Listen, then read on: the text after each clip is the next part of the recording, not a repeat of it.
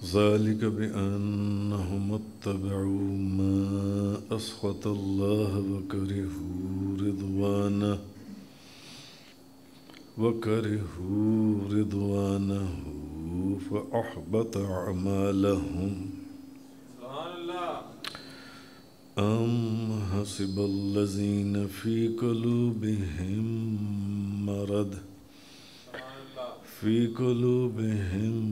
مرض أن لن يخرج الله أضغانهم ولو نشاء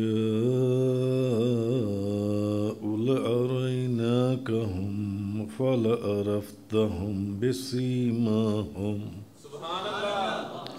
ولتعرفنهم في لحن القول واللہ یعلم اعمالکم۔ یہ جو آیات میں نے آپ کے سامنے تلاوت کی، ذالک بأنہم اتبعوا ما اسخط اللہ وکرہوا رضوانہ فاحبط اعمالہم، یہ اس لیے کہ وہ ایسی بات کے تابع ہوئے جس میں اللہ کی ناراضگی ہے اور اس کی خوشی انہیں گوارا نہ ہوئی، تو اس نے ان کے اعمال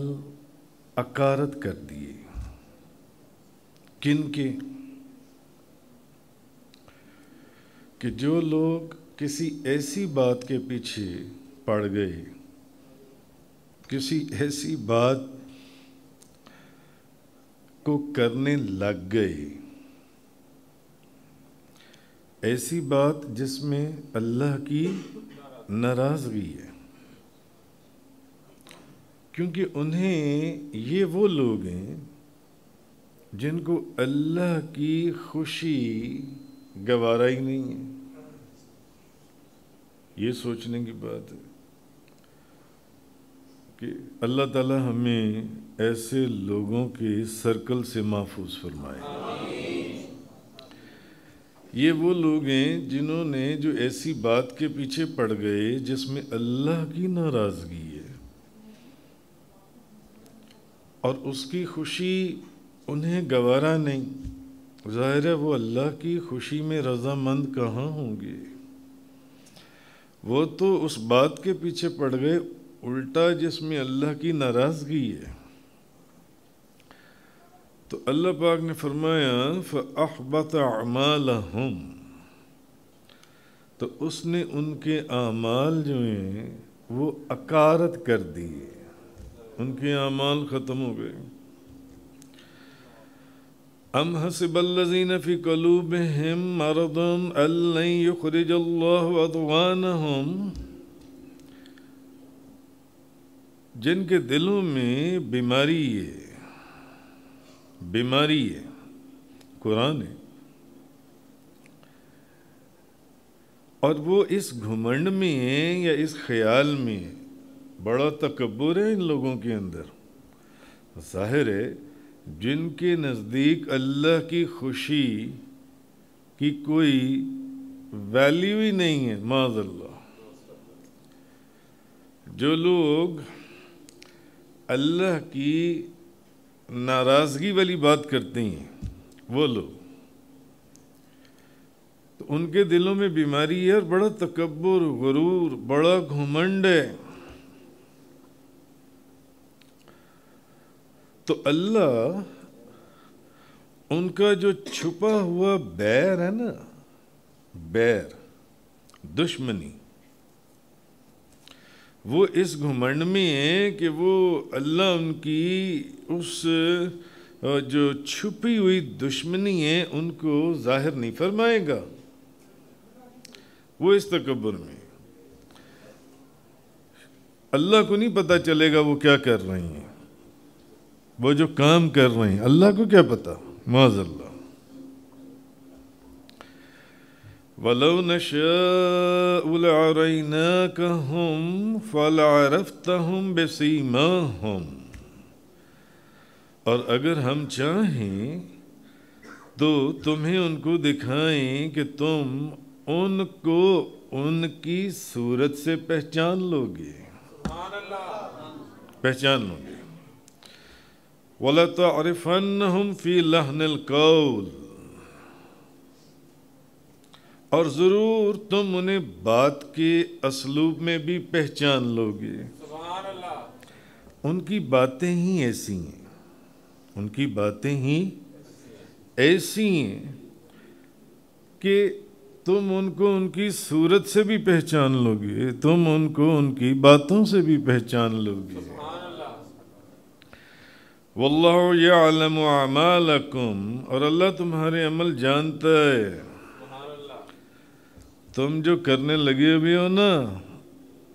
اللہ تمہارے اعمال سے واقف ہے، اللہ جانتا ہے۔ تو اللہ پاک نے یہ فرمایا، آپ کو یاد ہوگا حضور غوث اعظم ہی کی 11ویں شریف میں ہم بیٹھے ہوئے تھے، آج سے 1.5-2 سال پہلے کی بات ہے۔ تو ایک لیکچر بیان اس موضوع کے اوپر تھا کہ بعض چہرے مبارک ہوتے ہیں، بعض چہرے منحوس ہوتے ہیں، ہوتا ہے کہ نہیں؟ قرآن حدیث کی روشنی میں وہ ایک بڑا تفصیلی بیان تھا حضور غوث اعظم کی 11ویں شریف میں، تصوف اور روحانیت کے دائرے میں، کہ بعض چہرے منحوس ہوتے ہیں، بعض چہرے مبارک ہوتے ہیں۔ آپ نے زندگی میں دیکھا ہوگا بعض مبارک ایسا چہرے پاس سے گزرتے ہیں، ان کا چہرہ دیکھتے ہیں تو آپ کا دل ان کا چہرہ دوبارہ دیکھنے کو دل کرتا ہے،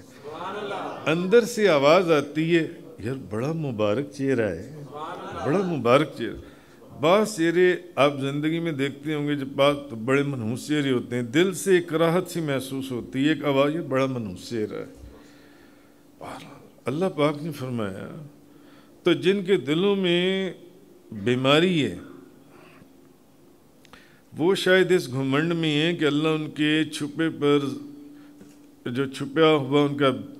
بیر ہے، ان کی جو دشمنی ہے، وہ اس کو ظاہر نہیں فرمائے گا۔ اگر ہم چاہیں تو تمہیں ان کو دکھا دیں کہ تم ان کو ان کی صورت سے بھی پہچان لو گے۔ اگر ہم چاہیں محبوب، آپ ان کو ان کی صورت سے بھی پہچان لو گے اور ان کے طریقہ کار، ان کی باتوں سے بھی پہچان لو گے۔ اور پھر اللہ تعالیٰ نے نبی کریم صلی اللہ علیہ وسلم کے اوپر، آپ جو لوگ قرآن تفسیر پڑھتے ہیں، ایسے بے شمار منافقوں کو ظاہر کر دیا جو صحابہ کرام کے اندر بیٹھتے تھے، صحابہ کرام کا بھیس بدل کر، کہ یہ اوپر سے مسلمان ہیں، اوپر سے تو یہ صحابی بنے ہوئے ہیں، کلمہ بھی پڑھتے تھے، ساتھ نمازیں بھی پڑھتے تھے، مگر حقیقت میں یہ اندر سے منافق ہیں۔ ان کے عمل خود بتائیں گے تمہیں کہ یہ منافق ہیں، ان کے عمل تمہیں بتائیں گے یہ کون لوگ ہیں جو اللہ کی ناراضگی کو، جو چاہتے ہی ہیں کہ اللہ کی ناراضگی، ایسی بات کرتے ہیں، ایسی بات، اللہ کی ناراضگی اور اللہ کی خوشی انہیں گوارا ہی نہیں ہے، تو یہ وہ لوگ ہیں جن کے اعمال اکارت ہو گئے۔ حضور غوث اعظم شیخ عبد القادر جیلانی رضی اللہ تعالیٰ عنہ، آپ کے فیض مبارک سے آج کا جو عنوان ہے وہ ہے کہ کیا پاکستان میں کوئی اسلام قبول کر سکے گا؟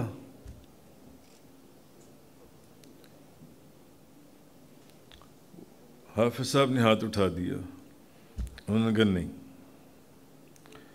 آج کا عنوان ہے کیا پاکستان میں کوئی اسلام قبول کر سکے گا؟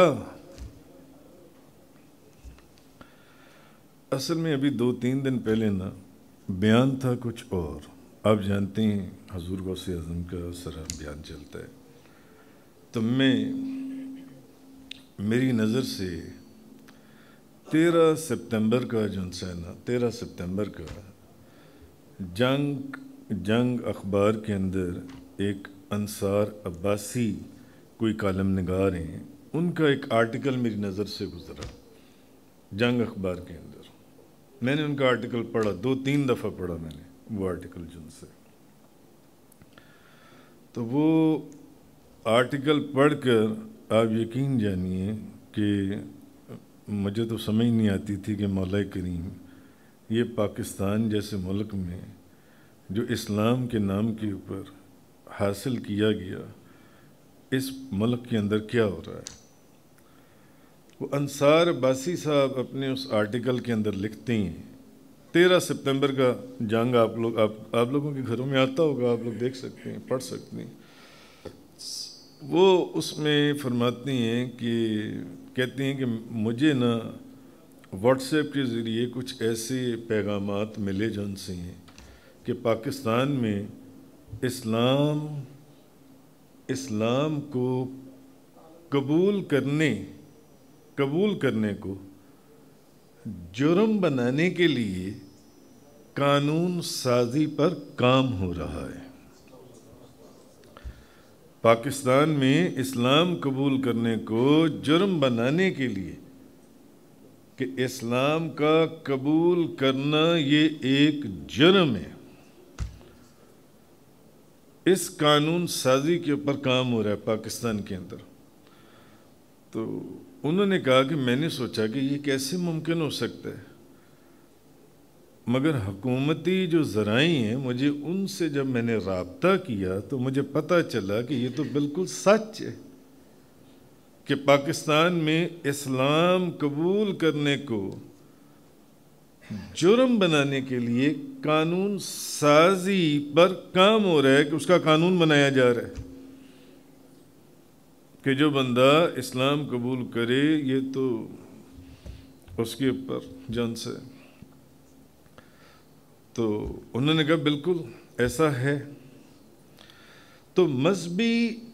اقلیتوں کی جبری مذہب کی جو تبدیلی کے نام پر ایک بل بنایا گیا ہے. انہوں نے کہا مذہبی اقلیتوں کی، ان میں ہندو ہیں، سکھ ہیں، عیسائی ہیں، جو بھی ہیں، مذہبی اقلیتوں کی جبری مذہب کی تبدیلی کے نام پر ایک بل بنایا گیا ہے جو وہ کہتی ہیں کہ اس وقت اسلامی نظریاتی کونسل اور وزارت مذہبی امور کے زیر غور ہے وہ بل جون سے. اور جسے پڑھ کر معلوم یہ ہوتا ہے کہ اگر اب یہ وہ انصار عباسی، اچھا مذہبی اقلیتوں کی یہ بھی میں آپ کو بتا دوں کہ جس چیز کو بیس بنایا گیا ہے اس بیس کے اوپر کہ پاکستان میں اسلام قبول کرنے کو جرم بنانے کے لیے جس قانون سازی کے اوپر عمل کیا جا رہا ہے، یعنی مذہبی اقلیتوں کی جبری مذہب کی تبدیلی کے نام پر ایک بل بنایا گیا ہے. اب اس بل کی کیا حقیقت ہے وہ اگر آپ یہ اخبارات پڑھیں اور جو ریسرچ کرتے ہیں، ریسرچ سکالرز ہیں، ان کے آپ آرٹیکلز پڑھیں تو آپ کو پتہ چل جائے گا. تو وہ یہ روزنامہ اوصاف کے اندر نوید مسعود ہاشمی 15 سپتمبر کے اخبار کے اندر وہ لکھتے ہیں، وہ کہتے ہیں کہ انہوں نے یہ جس چیز کو بیس بنایا ہے نا، وہ کہتے ہیں الحمدللہ ایڑی چوٹی کا زور لگانے کے باوجود یہ سارے لوگ مل کر بھی صرف وہ کہتے ہیں کہ ان 20 سالوں میں نہیں بلکہ پچھلے 74 سالوں میں کبھی بھی عدالتی فورم پر جبری تبدیلی مذہب کا کوئی ایک واقعہ بھی ثابت کرنے میں کامیاب نہیں ہو سکے. ایک واقعہ بھی پچھلے 70 سال کے اندر وہ لکھتے ہیں ایک وقت جس چیز کو یہ بیس بنا رہے ہیں کہ اس بیس کے اوپر مذہبی اقلیتوں کی جبری مذہب کی تبدیلی کے نام پر جو یہ بل بنا رہی ہیں اور جو یہ قانون سازی کر رہی ہیں، یعنی پاکستان میں اسلام قبول کرنے کو جرم بنانے کے لیے قانون سازی پر کام ہو چکا ہوا ہے، یہ کام شروع ہو چکا ہوا ہے.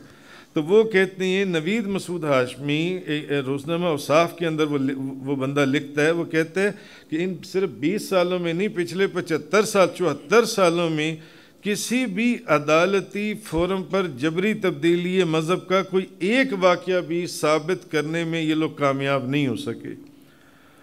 ہاں، جس چیز کو اس کے اندر جو واقعہ یہ بتاتے ہیں کہ سندھ کے اندر جن ہندو لڑکیوں کے قبول اسلام کے جو واقعات تھے، جن 2-3 لڑکیوں نے ہندو لڑکیوں نے اسلام قبول کیا، ان کو ہمارا جو میڈیا ہے، اور آپ کو پتہ ہے کہ یہ جو اب ہمارا میڈیا ہے اس کی حالت یہ ایک دجالی میڈیا ہے۔ ان کو قرآن حدیث سے کیا مطلب لگے؟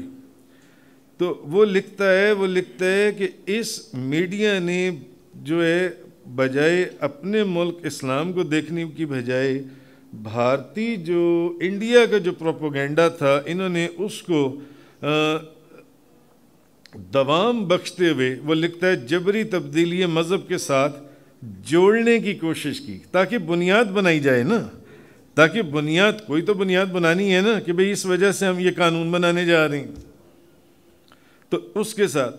اور وہ جو نوجوان، وہ جو بچیاں تھیں جو نیا اسلام لے کر آئی تھیں، مسلمان ہوئی تھیں، جب ان لڑکیوں کو کراچی ہائی کورٹ اور اسلام آباد سپریم کورٹ میں چیف جسٹس کے سامنے پیش کیا گیا تو انہی لڑکیوں نے جبری تبدیلی مذہب کے ان سے جبران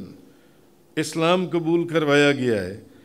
کہ غلط پروپیگنڈے کے اوپر لعنت بھیجتے ہوئے انہوں نے عدالت کے کٹہرے کے اندر ہائی کورٹ اور سپریم کورٹ کے چیف جسٹس کے سامنے انہوں نے کہا کہ ہم نے اپنی مرضی اور اپنی خوشی سے اسلام کو، دین اسلام کو حق سمجھتے ہوئے اسلام قبول کی ہے۔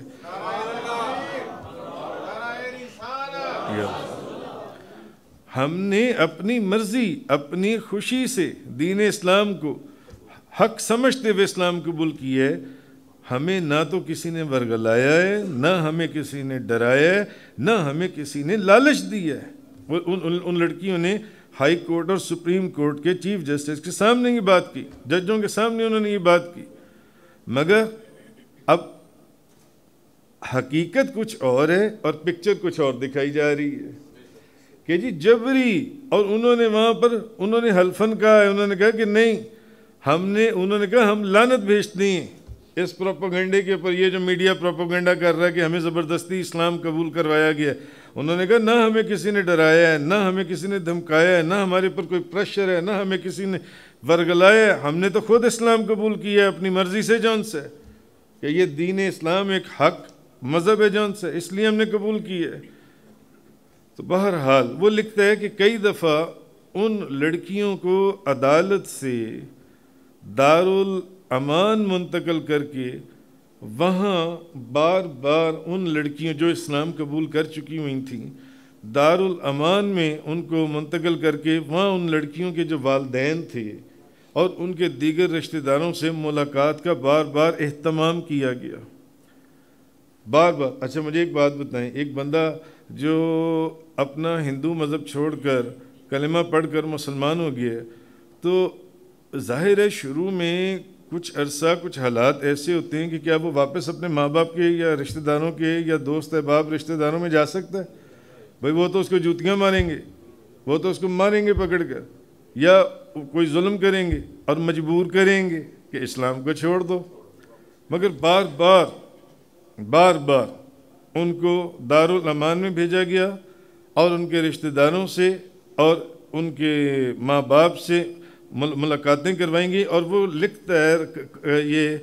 روزنامہ اوصاف والا کہ جنہوں نے اسلام قبول کرنے والی اپنی بیٹیوں کو بار بار سمجھایا، منانے کی بھی کوشش کی، اور ہو سکتا ہے انہوں نے پریشر بھی ڈالا ہوگا، خوب جوتیاں بھی ماری ہوں گی اور دھمکایا بھی ہوگا کہ چھوڑو اسلام کو، مگر اس کے باوجود وہ لڑکیاں جو سی ہیں اسلام پر ثابت قدمی کے ساتھ ڈٹی رہی ہیں۔ ڈٹی نہیں ہے۔ تو اصل جو بات ہے وہ یہ کہ اصل میں مذہبی اقلیتوں کی جبری مذہب کی تبدیلی کے جبراً اسلام قبول کروایا گیا، اس کے نام پر اس نام بیس بنانے کے لیے ایک بل بنایا گیا ہے۔ کیونکہ انصار عباسی لکھتا ہے کہ پاکستان میں اسلام قبول کرنے کو جرم بنانے کے لیے قانون سازی پر کام کیا جا رہا ہے اس وقت۔ یہ آپ کے پاکستان میں ہونے جا رہا ہے، میں نے اسی لیے آج کے عنوان کا نام رکھا ہے، کیا پاکستان میں کوئی اسلام قبول کر سکے گا؟ کیا پاکستان میں کوئی اسلام قبول کر سکے گا؟ تو وہ لکھتی ہیں کہ یہ اس وقت اسلامی نظریاتی کونسل اور وزارت مذہبی امور کے زیر غور جا چکا ہوا ہے یہ بل جونس ہے۔ تو جس کو پڑھ کر معلوم ہوتا ہے، انصار عباسی جنگ کے اندر لکھتا ہے کہ اگر اس بل کو قانون بنا دیا گیا تو اسلام قبول کرنے پر پاکستان میں پابندی لگ جائے گی۔ اسلام قبول کرنے پر پاکستان میں پابندی لگ جائے گی اور اسلام کی تبلیغ کرنے والے وہ مجرم قرار پائیں گے۔ جو اسلام کی تبلیغ کرنے والے وہ مجرم قرار پائیں گے۔ تو آگے وہ لکھتے ہیں کہ یہ جو تجویز، یہ جو مجوزہ، یہ جو قانون اگر یہ لاگو کر دیا جاتا ہے تو کوئی بھی 18 سال سے جو کم عمر بندہ ہے، آدمی یا عورت، وہ تو اسلام قبول ہی نہیں کر سکے گا۔ جو 18 سال سے کم عمر ہے، یہ اس بل کی مختلف کلازز ہیں جن کے اوپر کام ہو رہا ہے۔ تو وہ یہ لکھتی ہیں کہ اگر اس قانون کو لاگو کر دیا جاتا ہے تو کوئی بھی 18 سال سے جو کم عمر بندہ ہے نا، وہ تو اسلام قبول ہی نہیں کر سکے گا۔ اور جو 18 سال سے بڑا اگر کوئی شخص ہے تو وہ آسانی سے اسلام قبول نہیں کر سکے گا۔ اس بل کی مختلف کلازز ہیں کہ جو تو 18 سال سے زیادہ عمر کا بندہ ہے وہ آسانی سے اسلام قبول نہیں کر سکے گا۔ اسلام کا قبول کرنا اس کے لیے بہت مشکل بنا دیا جائے گا، اور جو 18 سال سے کم عمر کا ہے وہ اسلام قبول ہی نہیں کر سکے گا جن سے۔ تو اس کے لیے کچھ شرائط انہوں نے رکھی ہیں۔ تو اچھا، پھر یہ جب میں نے 13 سپتمبر کو میں نے یہ آرٹیکل پڑھا، 13 سپتمبر والا انصار عباسی کا جو آرٹیکل ہے، تو پھر اتفاق سے اسی دن یا اس سے اگلے دن میری نظر سے اوریہ مقبول جان کا ایک کلپ گزرا۔ یہ 13 سپتمبر کا کلپ ہے اوریہ مقبول جان کا۔ تو وہ ایک کلپ گزرا، وہ میں نے سنا تو مجھے اس بات کی بھی تصدیق ہو گئی۔ انہوں نے کہا کہ اسلام کے خلاف ایک اور قانون پاس ہو رہا ہے، اور یہ پاکستان کی تاریخ میں یہ پہلی بار ہو رہا ہے کہ پاکستان، اور یہ بھی بات پاکستان کی تاریخ میں پہلی بار ایسا ہوا ہے کہ اس بل کی کاپیاں سینٹ کے اجلاس میں پیش ہی نہیں کی گئیں۔ اس بل کی کاپیاں، جس بل کی اوپر کام ہو رہا ہے، جس کی قانون سازی کے اوپر کام ہو رہا ہے، اس کی کاپیاں سینٹ کے اجلاس میں پیش نہیں کی جا رہی ہیں۔ یہ اوریہ مقبول جان کا میں کلپ 13 سپتمبر کا آپ لوگ نکال کے خود بھی دیکھ سکتے ہیں۔ اور وہ کہتی ہیں کہ یہ بل سب سے پہلے سندھ اسمبلی کے اجلاس میں پیش ہوا کہ کسی کو جبری اسلام قبول نہیں کروایا جائے گا۔ جبری اسلام قبول نہیں کروایا جائے گا۔ مجھے بتائیں، پاکستان میں کوئی جبری اسلام قبول کرواتا ہے کسی کو؟ کیا کسی ہندو کی گردن کے اوپر یا کسی سکھ کی گردن کے اوپر، کسی عیسائی کی گردن کے اوپر کوئی ہمارے علماء، مشائخ، بزرگ، جو مبلغ، کیا یہ جا کر چھری رکھ دیتے ہیں کہ اسلام قبول کر لو ورنہ تمہاری گردن کاٹ دیں گے؟ کبھی کوئی ایسا واقعہ زندگی میں سنا ہے آپ لوگوں نے؟ ایسا کوئی واقعہ ہے ہی نہیں جو ان سے۔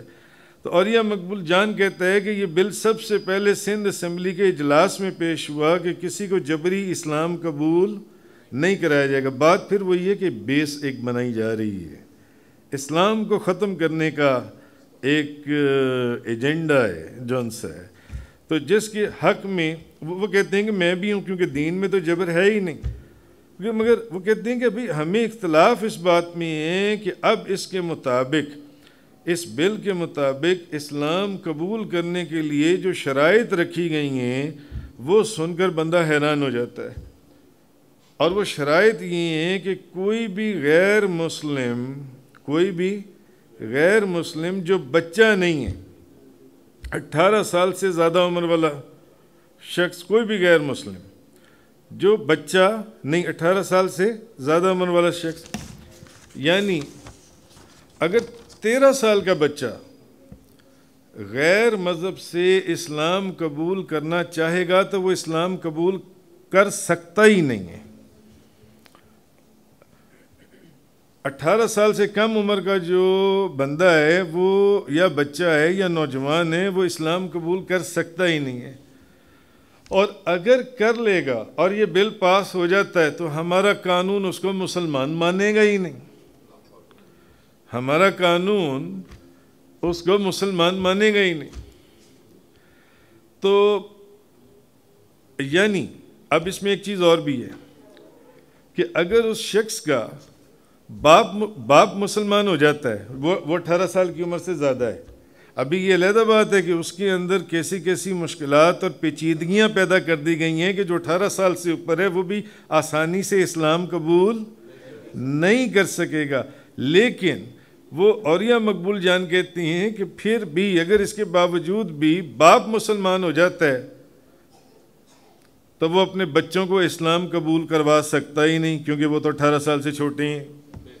کوئی 15 سال کا ہے، کوئی 14 سال کا ہے، کوئی 16 سال کا ہے۔ ایک باپ یا ایک ماں جو خود اسلام قبول کر رہے ہیں، وہ بچوں کو تو اسلام قبول کروا ہی نہیں سکتا، وہ ہندو سے اگر مسلمان ہو گیا تو بچے ہندو ہی رہیں گے تا وقتے کے 18 سال کے نوجوان، معاذ اللہ، استغفر اللہ من ذلک۔ کیا کبھی کسی نے تصور بھی کیا تھا کہ پاکستان میں کوئی ایسا کام بھی ہونے جائے گا جن سے اس میں وہ کہتے ہیں کہ یہ کام تو یورپ نے بھی نہیں کیا جو یہ لوگ کرنے جا رہے ہیں جن سے۔ ایک بندہ جو دوسرے مذہب میں تبدیل ہونے کے قابل بھی ہے اور آمادہ بھی ہے، یعنی 18 سال سے اوپر ہے، وہ چاہتا ہے کہ میں اپنا مذہب تبدیل کر لوں تو وہ اپنا مذہب تبدیل کر سکتا ہے، اس کو اجازت ہوگی، اور اگر وہ 18 سال سے اوپر ہے وہ قابل بھی ہے اور وہ چاہتا بھی ہے تو، اور وہ اب اس کو کیا کرنا پڑے گا کہ اس بندے کو اسلام قبول کرنے کے لیے ایڈیشنل سیشن جج کی عدالت میں جانا پڑے گا، اور وہاں اس کو ایک درخواست دائر کرنی پڑے گی جون سے کہ پہلے تو مجھے اس چیز کی اجازت دی جائے کہ میں جون سے اسلام قبول کرنا چاہتا ہوں۔ اب ایڈیشنل سیشن جج جون سے، یعنی آپ دیکھیں کہ پہلے تو یہ ہے کہ آپ کسی بھی عالم دین، کسی مفتی، کسی بزرگ علماء مشائخ کے پاس جائیں اور آپ کلمہ پڑھ کر مسلمان، جو ایک طریقہ کار ہے کہیں پر بھی آپ کلمہ پڑھ کر مسلمان ہو جائیں جون سے۔ اب ایڈیشنل سیشن جج جو ہے وہ مذہب کی تبدیلی کی درخواست جب اس کو دی جائے گی تو وہ اس کے بعد 7 دن کے اندر اس کا انٹرویو کال کرے گا، اس کے 7 دن کے اندر اس کو تاریخ دی جائے گی، پھر وہ جب کی تاریخ دی جائے گی 7 دن کے اندر تاریخ دی جائے گی کہ بھئی 7 دن میں تمہیں بتائیں گے کہ فلانی تاریخ پر تم نے آنا ہے، پھر فیصلہ کیا جائے گا کہ تم نے اسلام قبول کرنا ہے یا نہیں کرنا ہے۔ تو اب وہ جو ہے وہ 7 دن کے اندر انٹرویو کی تاریخ پہلے، پھر فراہم کردہ جو تاریخ ہے اس پر وہ فرد جو ہے وہ ایڈیشنل سیشن جج کے سامنے اب وہ پیش ہوگا جب اس کو وہ تاریخ آ جائے گی۔ اب جب وہ ایڈیشنل سیشن جج کے پاس آئے گا تو اب وہاں پر ایک بحث ہوگی کہ بھی پہلے تو یہ بتاؤ کہ تم مذہب کی تبدیلی کسی دباؤ کے تحت تو نہیں کر رہے، یا کسی غلط بیانی کے تحت تو نہیں کر رہے،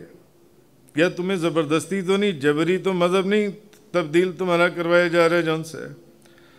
اچھا، اب ایڈیشنل سیشن جج غیر مسلم کی درخواست پر اب کیا ہوگا؟ اب اس کے بعد وہ جو ایڈیشنل سیشن جج ہے وہ اس شخص کی وہ ہندو ہے تو ہندو، عیسائی ہے عیسائی، یہودی ہے یہودی، وہ جو بھی ہے، وہ اس شخص کے جو مذہبی اسکالرز ہیں، اس بندے کے، جو بندہ اسلام قبول کرنا چاہتا ہے، وہ اس کے جو علماء ہیں، جو اس کے جو مذہبی اسکالرز ہیں، ان سے اس بندے کی ایڈیشنل سیشن جج ملاقات کا بندوبست کروائے گا، جو مذہب وہ تبدیل کرنا چاہتا ہے۔ تو پھر ایڈیشنل سیشن جج جون سے وہ کمپیریٹیو اسٹڈی آف ریلیجنس کے اوپر جون سے ایک وہاں پر ایک بحث ہوگی جون سے، تو اس کے اوپر وہ جو اس کے مذہب کے جو مولوی ہیں یا جو بھی لوگ ہیں، وہ اس کو جون سے ہے نا ان کے ساتھ ایک گفتگو کرے گا، اور اس کے لیے بھی وہ لکھتی ہیں کہ غیر مسلم کو 90 دن کا بھی وقت دیا جا سکتا ہے۔ اب مزید 90 دن آ گئی ہیں کہ بھی اب تم ذرا یہ 90 دن تو اپنے مذہبی اسکالرز کو جواب دو نا، کہ اب مجھے آپ ایک بات بتائیں، جب یہ ساری کیفیات ہوں گی تو جو بندہ اسلام کی طرف آیا ہے وہ اسلام قبول کرے گا؟ بتائیں، سب بولیں نا، وہ اسلام قبول کرے گا؟ نہیں، وہ کبھی بھی اسلام قبول نہیں کرے گا اس جگہ کے اوپر جن سے۔ تو میں نے ایک رسالہ پڑھا پھر کل، ڈاکٹر مفتی محمد اسلم رضا میمن تحسینی، ان کا میں نے رسالہ کل پڑھا، تو انہوں نے اپنے جبری تبدیلی مذہب کا جو مجوزہ بل اور اسلامی تعلیمات کے صفحہ نمبر 12 پر وہ لکھتی ہیں، وہ کہتی ہیں کہ اپنے فیصلے پر غور و فکر کے لیے دنوں کی طویل مدت 90 مقرر کرنے کا، 90 دنوں کی جو طویل مدت ہے وہ مقرر کرنے کا ان لوگوں کا ایک مقصد یہ بھی ہو سکتا ہے کہ اس دوران اس غیر مسلم شخص کو اب کیا ہوگا، اس کے جو علماء ہیں، اس کے جو رشتہ دار ہیں، وہ جو 90 دن آگے مزید دیے گئے ہیں، وہ ہو سکتا ہے اس کو لالچ دیں، اس کو پریشرائز کریں، اس کے دوستوں کے ذریعے، اس کے ماں باپ کے ذریعے، اس کے اپنی سوسائٹی کے ذریعے جو ان سے یا خاندانی دباؤ کے ذریعے، کہ تاکہ وہ بندہ اپنا فیصلہ تبدیل کرنے پر مجبور ہو جائے جان سے، اور اسے کسی بھی طریقے سے دائرہ اسلام میں داخل ہونے سے روکا جا سکے۔ ڈاکٹر مفتی محمد اسلم رضا میمن تحسینی اپنے رسالے کے اندر لکھتے ہیں کہ یہ سارا کام اس لیے ہو رہا ہے، یعنی کہ کوئی بندہ اسلام قبول اول تو کرنے کا سوچے ہی نہ، اور اگر سوچ لیا تو اسلام قبول کر ہی نہیں سکتا، کیسے کرے گا وہ اسلام قبول؟ تو بہرحال وہ آگے کہتے ہیں کہ اس بات کو یقینی بنانے کے بعد کہ یہ شرائط، اب جب ساری یہ شرائط پوری ہو جائیں، ان 90 دنوں کے اندر بھی اس کے مذہبی اسکالر، اس کے جو گھر والے، وہ جو اس کو دلائل دیں گے کمپیریٹیو اسٹڈی آف ریلیجنس کی، تو اس کے بعد بھی اگر وہ کہتا ہے کہ نہیں میں نے اسلام قبول کرنا ہے، تب اس کو مذہب کی تبدیلی کا سرٹیفکیٹ جاری کیا جائے گا کہ چلو مذہب تبدیل کر لو جان سے۔ اور اگر ایسا نہیں ہوا، اب یہ اس سے بھی خوفناک بات ہے جو آپ سننے جا رہی ہیں، تو اسلام، اب جس بندے نے اس کو اسلام قبول کروایا ہے، یعنی پتہ لگ گیا کہ بھی یہ کسی دباؤ کے تحت یا کسی، بھئی جب 90 دن دیے جائیں گے، آپ مجھے بتائیے کہ کیا گھر والے اس کو مجبور نہیں کر دیں گے کہ چل واپس آ جا؟ اس کو اسلام قبول کرنے دیں گے؟ اس بندے کو نہیں اسلام قبول کرنے دیں گے جان سے۔ تو اب اگر ایسا نہیں تو پھر اسلام قبول کروانے والے کو، یعنی اس کا مطلب ہے کہ اب اگر کوئی ایسا بندہ اسلام قبول کرنے کے لیے راضی ہو بھی جاتا ہے تو اب اس کو اسلام قبول کروانے والا کوئی نہیں ہوگا، کیونکہ جس نے اسلام قبول کروایا ہوگا اس کو 5 یا 10 سال کی سزا دے دی جائے گی، اس کو 5 یا 10 سال کی سزا دی جائے گی۔ اور وہ اولیاء مقبول جان وہ کہتے ہیں کہ افسوس کی بات یہ ہے کہ اگر یہ بل اسمبلی میں پیش ہوتا ہے اور اس کو پاس کیا جاتا ہے، وہ کہتے ہیں تو نبی پاک صلی اللہ علیہ وسلم کی تمام ہدایات کو یعنی بالائے طاق رکھ دیا جائے گا، تمام حضور کی۔ تو حضور نے تو یہ فرمایا تھا کہ بھی یہ وہ کہہ نہیں، میں احادیث میں ہوگا کہ بلال جو ہے وہ تو اسلام قبول کر چکا ہے، بلال اسلام قبول کر چکا ہے، اسے اس کی غلامی سے آزاد کرواؤ جا کر۔ اور یہاں ایسے حالات پیدا کر دیے جائیں گے کہ جو اسلام قبول کرنے والا، جو اسلام قبول کرنے آ رہا ہے، وہ اسلام کو قبول ہی نہ کر سکے۔ تم 18 سال کے نہیں تو تم اسلام قبول ہی نہیں کر سکتے۔ تو پھر ایک بات سوچنے کی ہے کہ یہ ملک پاکستان کس کے نام پر بنایا گیا تھا؟ یہ چیز سوچنے والی ہے، یہ ملک کس کے نام پر بنایا گیا تھا؟ پھر میں نے مفتی محمد زاہد محمود مدنی، ان کا میں نے ایک فتویٰ پڑھا، انہوں نے ایک لکھا، انہوں نے کہا کہ یہ جو قانون بنایا گیا ہے نا کہ سمجھدار بالغ ہونے کے باوجود 18 سال کی عمر ہونے تک کسی غیر مسلم کا اپنی مرضی سے بغیر کسی زبردستی کے دین اسلام اختیار کرنا قابل قبول نہیں ہے اور اسے اسلام قبول کرنے کی اجازت نہیں ہے۔ وہ کہتے ہیں کہ یہ قانون اسلام کے تمام اصولوں کے خلاف ہے، اسلام کے تمام اصولوں کے خلاف ہے، کیونکہ ایک سمجھدار جو بچہ ہے اور سمجھدار ہے اس کا اسلام معتبر ہے، وہ اسلام قبول کر سکتا ہے۔ اور وہ نبی کریم صلی اللہ علیہ وسلم کی انہوں نے ایک حدیث بیان کی ہے، کئی کتابوں میں یہ حدیث آئی ہے، حضرت انس رضی اللہ تعالی عنہ فرماتے ہیں کہ ایک یہودی بیمار لڑکا، ایک یہودی بیمار بچہ لڑکا، وہ نبی پاک صلی اللہ علیہ وسلم، وہ جب بیمار ہوا تو نبی پاک صلی اللہ علیہ وسلم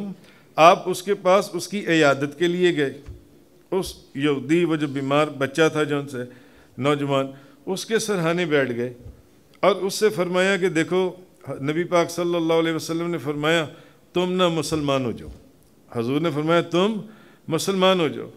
اس نے اس کے سرہانے کے پاس اس کا باپ بیٹھا ہوا تھا، اس نے اپنے باپ کی طرف دیکھا تو اس کے باپ نے کہا کہ جیسے تاجدار دو جہاں فرما رہے ہیں، ان جیسے ابو القاسم کی اطاعت کرو، جیسے نبی پاک صلی اللہ علیہ وسلم فرما رہے ہیں ویسے کرو۔ یہ اس یہودی بچے کے باپ کی حالت تھی، یہ ہمارے مسلمانوں کی حالت ہے، یہ ہمارے مسلمانوں کی حالت۔ اس نے کہا جیسے حضور کہتے ہیں نا ویسے کرو، اسلام قبول کر لو۔ وہ بچہ جو ہے نوجوان، وہ لڑکا مسلمان ہو گیا۔ تو نبی پاک صلی اللہ علیہ وسلم جب کھڑے ہوئے نا تو آپ یہ فرمانے لگے تمام تعریفیں اس ذات کے لیے جس نے اس کو میری وجہ سے آگ سے نجات دی، میری وجہ سے آگ سے نجات دی۔ تو وہ لکھتی ہیں مفتی محمد زاہد محمود مدنی، وہ کہتا ہے کہ اس کا مطلب یہ ہوا کہ سمجھدار بچے کا بھی اسلام معتبر ہے۔ اس حدیث سے یہ پتہ چل گیا کہ سمجھدار بچے کا اسلام معتبر ہے، 18 سال سے کم عمر کا بچہ بھی اسلام قبول کر سکتا ہے۔ ایک نئی چیز ہی اسلام میں پیدا کرنے جا رہی ہیں جس کا پہلے کبھی کوئی وجود ہی نہیں تھا جی۔ تو لہذا 18 سال کی عمر کی شرط وہ لکھتی ہیں کہ یہ خلاف اسلام ہے، 18 سال کی عمر کی شرط خلاف اسلام ہے، بلکہ یہ کفر پر راضی رہنا ہے، کفر پر راضی رہنا ہے۔ اگر کوئی بندہ یہ شرط لگا دیتا ہے کہ 18 سال سے کم عمر کا کوئی بھی نوجوان جو ہے وہ 16 سال 15 سال 14 سال 17 وہ اسلام قبول کر ہی نہیں سکے گا، تو اب وہ جتنا عرصہ اسلام قبول نہیں کر سکے گا، اگر 2 سال ہیں یا 3 سال ہیں تو اس کا مطلب کیا ہے کہ آپ اس کے کفر کے اوپر راضی ہیں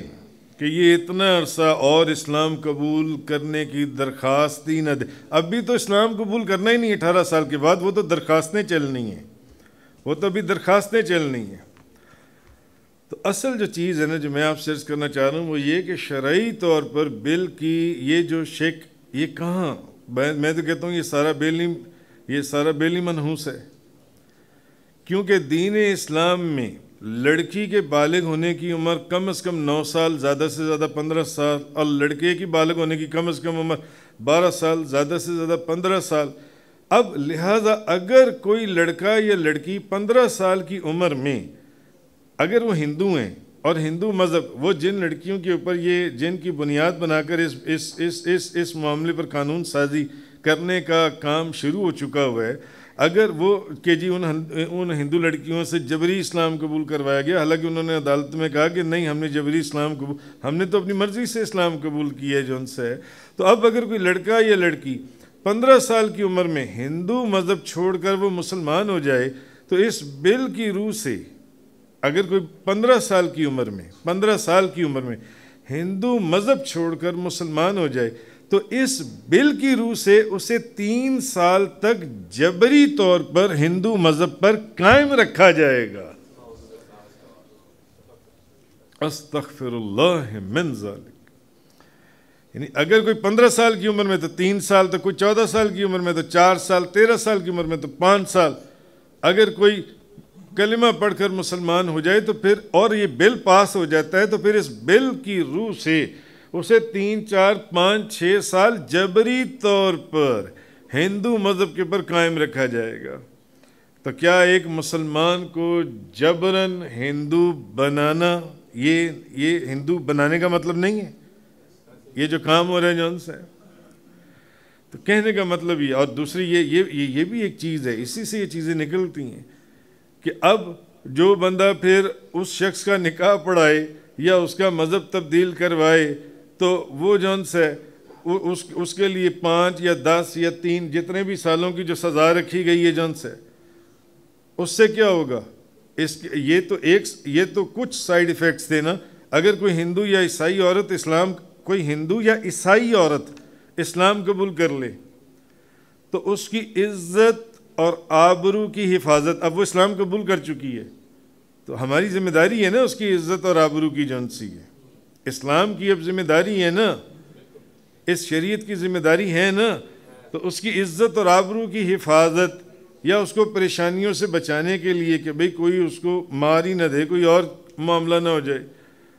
کوئی مسلمان اس عورت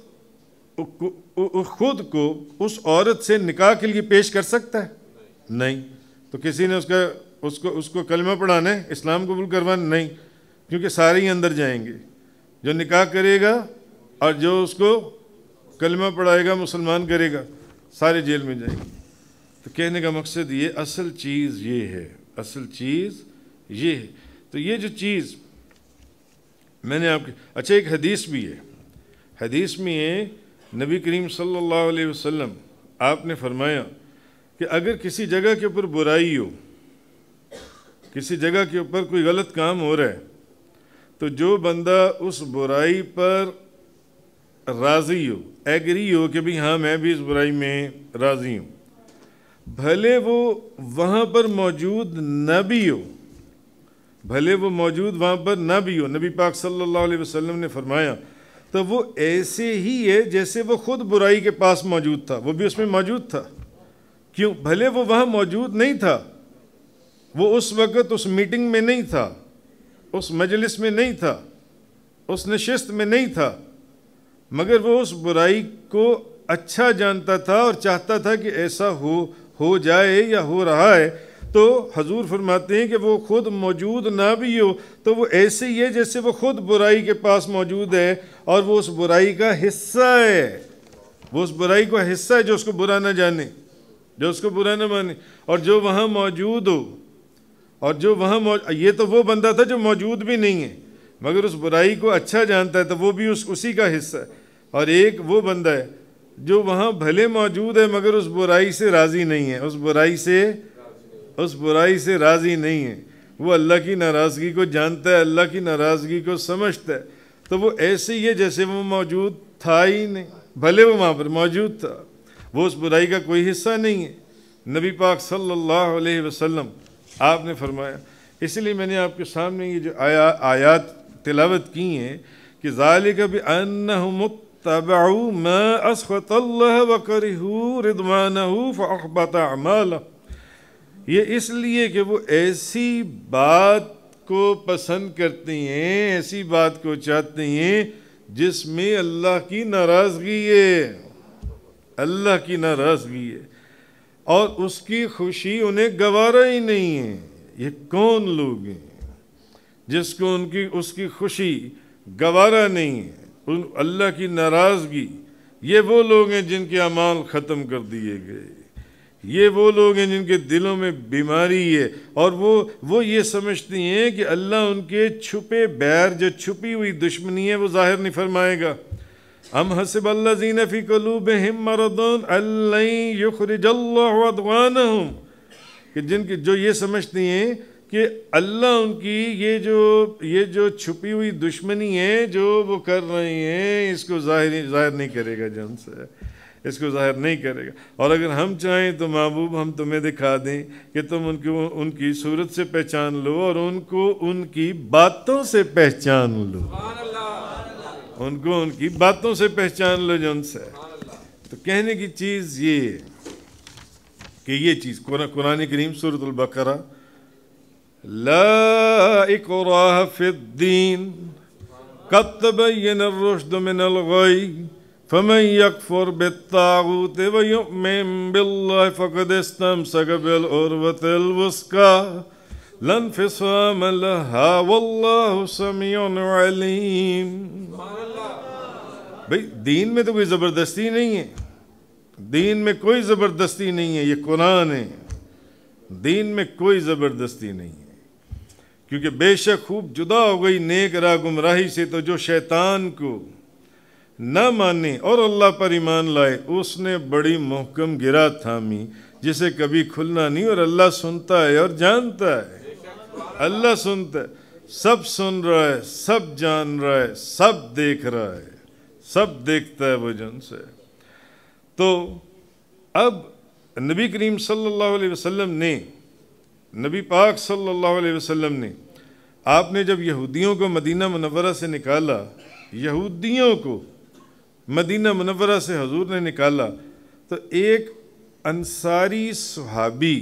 حضرت سیدنا ابو حسین، ان کے 2 بیٹے یہودیوں کے پاس تھے۔ اب یہ ایک انصاری صحابی ہیں جن کے 2 بیٹے یہودیوں کے پاس ہیں، اور حضور نے یہودیوں کو مدینے سے نکلنے کا حکم دے دیا۔ اچھا، اور انہوں نے وہ جن سے دونوں بیٹے تھے، اس صحابی کے ان دونوں بیٹوں نے یہودی مذہب اختیار کر لیا، وہ یہودی ہو گئے۔ اچھا، اب جب وہ جانے لگے نا، تو آپ کے جو صحابی ہیں، یعنی ان کا والد، انہوں نے انہیں زبردستی روک کر اسلام میں داخل کرنا چاہا، زبردستی ان کو روکا، کہ یعنی کہ یا رسول اللہ میں ان کو روکتا ہوں، یہ کیسے یہودی ہوگا، میں ان کو اسلام کے اندر داخل کرتا ہوں۔ اس کا مطلب ہے کہ ماں باپ کے پاس اتنا پریشر تو ہوتا ہی ہے نا کہ وہ دوبارہ سے مذہب تبدیل کروا دے، یا نہیں ہوتا؟ ہوتا ہے۔ تو مفسرین فرماتی ہیں کہ یہ وہ مقام تھا جہاں پر یہ آیت نازل ہوئی، لا اکراہ فی الدین، کہ دین میں کوئی زبردستی نہیں ہے، دین میں کوئی زبردستی نہیں ہے۔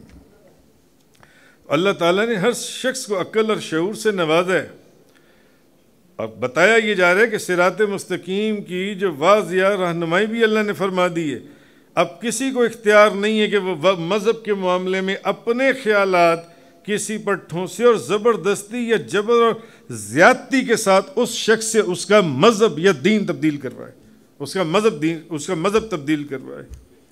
اسلام تو اس چیز کا حکم ہی نہیں دیتا، یہ قرآن ہے آپ کے سامنے، اسلام تو ان چیزوں سے منع کرتا ہے۔ وَلَوْ شَاءَ رَبُّكَ لَآمَنَ مَنْ فِي الْأَرْضِ كُلُّهُمْ جَمِيعًا أَفَأَنْتَ تُكْرِهُ النَّاسَ حَتَّى يَكُونُوا مُؤْمِنِينَ،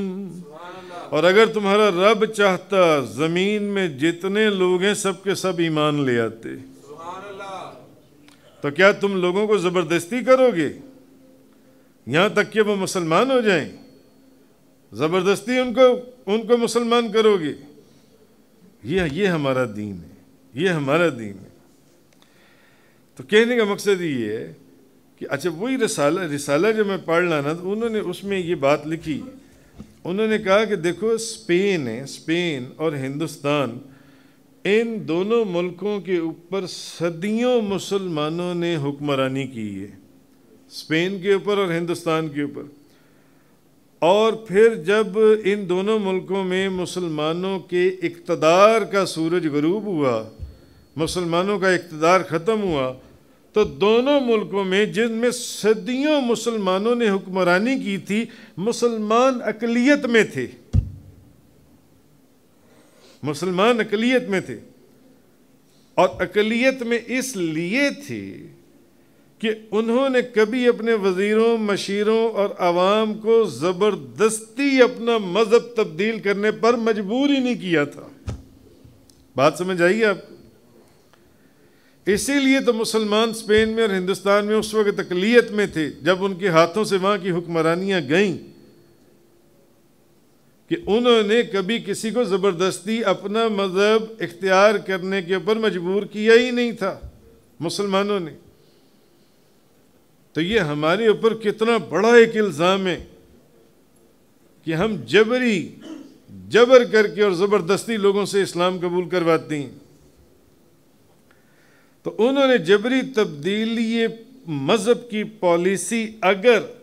اپنائی ہوتی، وہ لکھتے ہیں، تو اسپین اور ہندوستان میں پھر یا بعض اور ملکوں کی بھی مثالیں ان میں مسلمان اقلیت میں نہ ہوتے، مگر دین میں تو یہ ہے ہی نہیں ایسی جون سی بات ہے۔ تو حیرت کی بات یہ ہے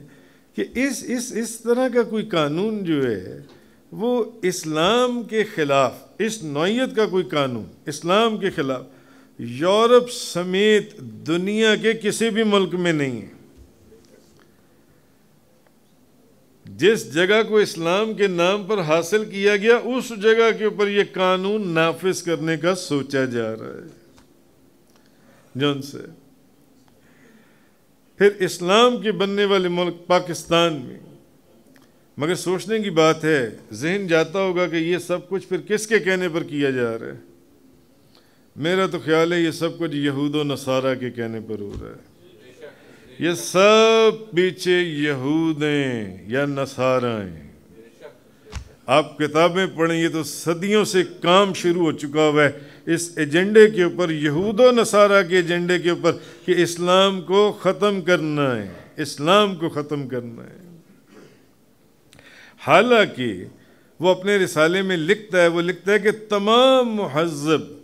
جمہوری ممالک اور اقوام متحدہ کے عالمی منشور برائے انسانی حقوق universal declaration of human rights کے آرٹیکل نمبر 18 کے اندر ہر فرد کے لیے یہ حق اور آزادی تسلیم کی گئی ہے کہ ہر انسان کو آزادی فکر، آزادی ضمیر، آزادی مذہب کا پورا حق حاصل ہے، آزادی مذہب کا پورا، اور اس حق میں مذہب یا عقیدے کو تبدیل کرنے اور پبلک میں نجی طور پر تنہا یا دوسروں کے ساتھ مل جل کر کمبائن اس اپنے عقیدے کی تبلیغ، عمل، مذہب، مذہبی جو رسومات ہیں ان کو پورا کرنے کی یہ پوری آزادی بھی داخل ہے۔ یہ اقوام متحدہ کے universal declaration of human rights کے آرٹیکل نمبر 18 کے اندر لکھا ہوا ہے۔ وہ لکھتے ہیں کہ مگر ان کو نہیں پتا کہ یہ پاکستان کے بھی آئین پاکستان کے آرٹیکل نمبر 20 کے اندر بھی یہ چیز موجود ہے۔ پھر یہ لوگ کیا کرنے جا رہے ہیں جو ان سے جو جبری طور پر ہندو اور عیسائیوں کا مذہب تبدیل کروانے کا الزام صرف مسلمانوں پر کیوں ہے، جہاں پر اس چیز کا وجود ہی نہیں پایا جاتا، جن کی بیسک تعلیمات کے اندر میں نے آپ کو قرآن کی آیت بھی سنا دی کہ دین میں کوئی زبردستی نہیں، اور میں نے حضور کی وہ حدیث بھی سنا دی، حضور نے اپنے صحابی کو منع کر دیا کہ مت کرو ایسے زبردستی ان کو اسلام کے اندر داخل کرو گے، جن کے دین کے اندر ایسی کوئی بات ہی نہیں ہے۔ صرف مسلمانوں کے اوپر یہ الزام کیوں ہے؟ آپ ایک بات سوچیں کہ ہندوستان میں لوگ کسی اور مذہب سے ہندو نہیں ہوتے ہوں گے؟ ہندوستان کے اندر کیا لوگ ہندو مذہب نہیں اختیار کرتے ہوں گے؟ کیا یورپ کے اندر لوگ عیسائیت کو قبول نہیں کرتے؟ یا کسی اور ملک کے اندر جا کر، اسرائیل کی مثال لے لیں، اسرائیل میں جا کر لوگ یہودی مذہب اختیار نہیں کرتے؟ اسرائیل میں لوگ یہودی مذہب اختیار کر رہے ہیں، یورپ کے اندر لوگ عیسائیت قبول کر رہے ہیں، ہندوستان کے اندر لوگ ہندو مذہب قبول کرتے ہیں۔ جب پوری دنیا میں تبدیلی مذہب کے واقعات رونما ہوتے رہتے ہیں تو الزام صرف پاکستان کو بنایا جا رہا ہے کہ یہاں قانون بنایا جائے، یہاں قانون بنایا جائے، مگر اصل چیز یہ ہے کہ خیر کی امید فضول ہے، خیر کی امید فضول ہے، کیونکہ یہ لوگ حکمرانی ہم پر کرتے ہیں اور ہمارے وطن کے اوپر کرتے ہیں، مگر حقیقتاً جو لوگ بھی پھر یہ کام کر رہے ہیں، پھر دل و دماغ سے یہ آواز نکلتی ہے کہ وہ یہود اور نصارہ کے ایجنٹ ہیں۔ ایسا ہے یا نہیں ہے؟ وہ یہود و نصارہ کے ایجنٹ ہیں، اور انہی کے کہنے کے اوپر وہ جون سے ہمارے اس اسلام، جس کو ہم نے اسلام کے نام پر جس جگہ اور ملک کو حاصل کیا، وہ اس کے اندر یہ قانون جون سے یہ لانا چاہتی، یہ قانون جون سے۔ بہرحال کہنے کا مقصد یہ ہے، جیسے کہ سورہ بقرہ کے اندر ہے کہ سورہ بقرہ کی آیت نمبر 120 کے اندر یہود اور نصارہ جو ہیں یہ آپ سے کبھی راضی نہیں ہوں گے۔ اللہ پاک نے قرآن کے اندر سورہ بقرہ میں فرما دیا یہودی اور عیسائی یہ آپ سے ہرگز راضی نہیں ہوں گے محبوب، حتیٰ کہ یہاں تک کہ، اب یہ قرآن ہے، آپ ان کی ملت کی پیروی کریں، یہاں تک اللہ نے فرمایا اس وقت تک راضی نہیں ہوں گے۔ یہ قرآن کہہ رہا ہے جن سے۔ تو بہرحال میں نے ڈاکٹر اسرار احمد کا ایک کلپ تھا بہت پرانا جون سے، انہوں نے اس میں ایک بات کہی تھی، انہوں نے کہا تھا کہ عربوں پر یعنی مسلمانوں پر، انہوں نے کہا عربوں پر ہلاکت یہ یہودیوں کے ہاتھ آئے گی، مگر وہ یہودی ہیں یا نصارہ ہیں، مگر یہ ایجنڈا سارا یہود و نصارہ کا ہے، یہود و نصارہ کا یہ ایجنڈا ہے جون سے جس کے اوپر یہ سارا کام ہو رہا ہے۔ تو بہرحال کہنے کا مقصد یہ، اب سینٹ کے اندر ایک جو اور بل پاس ہوا سینٹ کہ آپ بچے کی یہ تو ایک بات تھی نا جو میں نے آپ کو بتا دی، نہایت خوفناک بات ہے، نیندوں کو اڑا دینے والی بات ہے کہ یہ ہمارے ملک پاکستان میں کیا ہونے جا رہا ہے۔ ایک بل پاس بھی ہو چکا ہے کہ آپ یعنی عام آپ لوگوں کے نالج میں ہوگا کہ بچے کی پرائیویسی میں آپ دخل اندازی نہیں کر سکتے، بچے کی پرائیویسی میں، یعنی ماں باپ اپنے بچے کو مار نہیں سکتے، جیسے یورپ میں ہوتا ہے۔ میں یورپ رہ کر آیا، کئی مہینے رہ کر آیا، میں دیکھ کر آیا، وہاں وہ ہمارے ایک ملنے والے، ان کے آگے ملنے والے، وہ باپ نے بچے کو پیار سے ایسا کیا، بچے نے ٹیلی فون کر دیا پولیس کو کہ جناب میرے باپ نے تو مجھے مارا ہے، پولیس آ کے باپ کو تھانے لے گئی، اور سارے رشتہ دار گھر والے گواہیاں دے رہی ہیں کہ بچہ جھوٹ بول رہا ہے، بچہ جھوٹ بول رہا ہے، باپ نے تو پیار سے مارا تھا۔ یہ کہتا ہے کہ یہ یعنی ان کی یہ پھر جس جگہ پر حرام کی اولادیں ہوں وہ پھر کام بھی یہی کرتی ہیں جون سی ہیں، حلال کی اولاد ایسے کام نہیں کرتی جون سی ہے۔ تو ہمارے ہاں یہ بل پاس ہو چکا ہے کہ بچے کی پرائیویسی میں جون سے دخل اندازی نہیں ہوگی، ماں باپ اپنے بچے کو مار نہیں سکتے، نہ ڈانٹ سکتے ہیں، اور یہ وہ علامہ نعیم بٹ میں نے اس کا کلپ سنا۔ کہنے کا مقصد یہ ہے کہ یہ کتنی خوفناک باتیں ہیں، کتنی خوفناک باتیں۔ لقمان حکیم جن کا قرآن کے اندر ذکر آیا، وہ کہتے ہیں کہ باپ کی ماں جن کی مثالیں اللہ نے قرآن میں دی ہیں کہ سب سے بہترین تمہاری زندگی کا جو سب سے خالص مشورہ ہے، حضرت لقمان کا کہنا ہے کہ وہ صرف اور صرف تمہارے باپ کا ہے، صرف تمہارے باپ کا مشورہ ہے، کیونکہ باپ دنیا کا وہ واحد شخص ہے جو اپنی اولاد کو جب کوئی مشورہ دے گا تو اس میں ایون 0.1% بھی کسی چیز کو جو اس کے حق میں بہتر نہیں ہوگی اس کو ہڈن نہیں کرے گا، اس کو ہڈن نہیں کرے گا۔ تو لقمان حکیم کہتے ہیں، یہ کہتا ہے یہ یورپ کی تعلیم ہے نا ساری، یہ اسلام کی تعلیم نہیں ہے، یہ یورپ کی تعلیم ہے کہ آپ اپنے بچے کی پرائیویسی میں دخل اندازی نہیں کر سکتے۔ ان ماں باپ اپنے بچے کو مار نہیں سکتے، نہ ڈانٹ سکتے ہیں، کہنے کا مقصد یہ یعنی ماں باپ بچہ ماں کو مار سکتا ہے جون سے۔ آپ یقین جانیے میرے پاس ایک خاندان، ایک فیملی آئی گارڈن ٹاؤن کی، امیر کبیر لوگ، اس نے وہ عورت قرآن حدیث تسبیحاں پڑھنے والی عورت، نہایت بوڑھی ضعیف عورت، مبارک چہرہ، کہنے لگی اور اتنا روئی، آ کے اتنا روئی، اس نے کہا میرا ایک ہی بیٹا ہے اور مجھے اپنی بیوی کے پیچھے چپیڑوں سے مارتا ہے. آنسوؤں کے ساتھ روئی وہ عورت. یہ ہمارے ملک میں یہ ہونے جا رہا ہے جون سے کہ بچے کی پرائیویسی میں دخل اندازی نہیں کر سکتے ماں باپ جون سے. پرائیویسی میں نہ دخل اندازی کرو تو پھر بچے وہی جو حرام کاریاں یورپ کے اندر ہو رہی ہیں وہ بچپن سے ہی حرام کاریاں شروع ہو جائیں گی. ابھی تو وہ دخل اندازی ہوتی ہے تو بچوں کو پتہ ہوتا ہے جوتیاں پڑیں گی باپ سے ماں سے، کوئی غلط کام نہیں کرنا جون سے، تو مار نہیں سکتے، ڈانٹ نہیں سکتے جون سے. تو لقمان حکیم کا یہ فرمان ہے، ان کا کہنا ہے کہ باپ کی مار اولاد کے حق میں ایسی ہے جیسے ایک کھیتی کے لیے پانی، جیسے کھیتی کے لیے پانی. یہ وہ شخص ہے جس کی قرآن نے مثالیں دی ہیں، یہ وہ ہستی ہے. باپ کی مار اولاد کے حق میں ایسی ہے جیسے کھیتی کے لیے پانی. تو یہ تو تم یورپ کی باتیں کرتے ہو کہ ماں باپ بچوں کو نہیں مار سکتے. وہاں تو یہ قانون اس لیے بنایا گیا تھا کہ یہ جو کہا جاتا ہے کہ وہاں یہ قانون اس لیے بنایا گیا تھا کہ یورپ میں عورت کا شوہر کوئی اور ہوتا ہے اور بوائے فرینڈ کوئی اور ہوتا ہے. ایسا ہے یا نہیں ہے؟ عورت کا شوہر کوئی اور ہے اور بوائے فرینڈ اس کا کوئی اور ہے. اور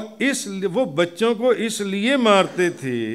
کہ جب وہ حرام کاری کرتے تھے تاکہ بچے ان کو پریشان نہ کریں، کیونکہ وہ جب حرام کاری کرتے تھے وہ عورت کسی اپنے بوائے فرینڈ کے ساتھ، تو وہ جو بچہ گھر میں یا بچی گھر میں ہوتی تھی وہ تو اس کے شوہر کا ہے،